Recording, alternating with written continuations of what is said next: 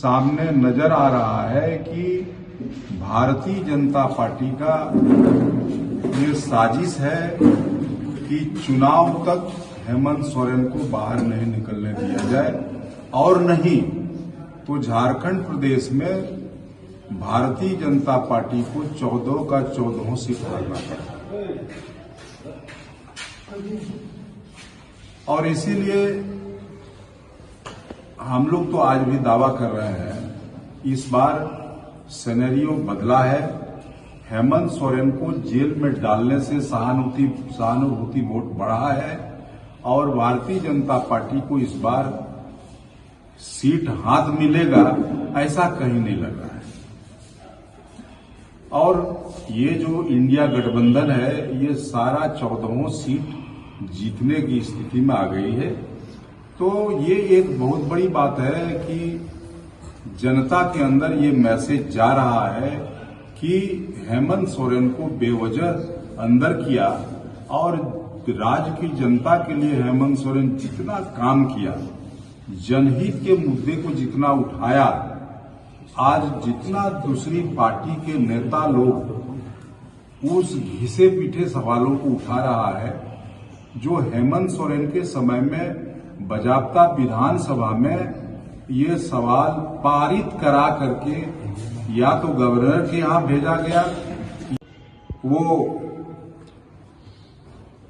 दुमका का सीट हो, उनका मंशा यही है कि हम सिद्धांत और नीति को साथ में रख करके सिर्फ वोट की राजनीति के द्वारा हम अपने को कैसे जीते आवे, ज्यादा से ज्यादा एमपी और हम सरकार बनाने का काम करें, यही उनका मंशा है। बाकी केंद्रीय स्तर पर आप लोग देखते होंगे जिस ढंग से ये इलेक्ट्रॉनिक बॉन्ड का मामला आया, इस इलेक्ट्रॉनिक बॉन्ड में जितना बड़ा घपला हुआ है, ये हमको लगता है इस देश के इतिहास में पहली बार इतना बड़ा घपला हुआ है। और ये सिर्फ बड़े बड़े पूंजीपतियों की पार्टी बनकर के रह गई है। इसीलिए धीरे धीरे जनता अब रीथिंकिंग करना शुरू किया, जनता सोचने लगी आखिर भारतीय जनता पार्टी के सरकार को बनाने में हम लोग इतने दिनों से इसको 10 वर्षों से देख रहे हैं, ये आखिर क्या किया। ग्रामीण स्तर में तो कुछ नहीं किया, ना यहां प्रधानमंत्री आवास दिया लोगों को और न रोजगार देने का काम किया। ये वादा पर वादा करते गया कि हम प्रति बरस 2 करोड़ लोगों को देश में रोजगार देंगे। उल्टे किया कि जितने भी यहां सरकारी उपक्रम है या सरकार के बड़े बड़े विभाग हैं, चाहे वो रेलवे हो, चाहे हवाई जहाज हो, ऐसे बहुत सारे संस्थानों को इन्होंने गिरवी रखने का काम किया। और सबसे बड़ा घाटा इस देश के नौजवानों को हुआ, जहां से पैदा होता है, जहां नौकरी मिलना चाहिए था, वैसे जगह को इन्होंने प्राइवेट संस्थानों को बेचा, जिसके चलते यहां बेरोजगारी और बढ़ी और बेरोजगारी का आलम हुआ। यही इस सरकार का सबसे बड़ा देन है। इसीलिए हम कहेंगे कि जिस ढंग से हमारे हेमंत जी काम कर रहे थे इस राज्य में, गांव से जुड़े हुए लोग, गरीब, पहाड़ में रहने वाले लोगों के लिए जिस ढंग से काम करना शुरू किया, काम किया, इससे सभी को सीख लेना चाहिए। और इसी कारण आज हमको लगता है हेमंत जी को जेल के अंदर डाला गया।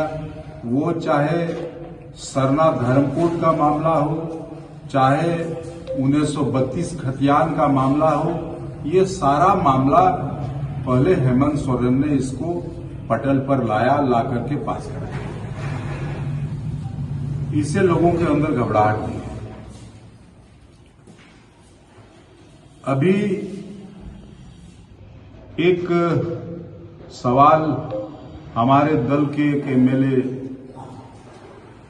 सीता सोरेन,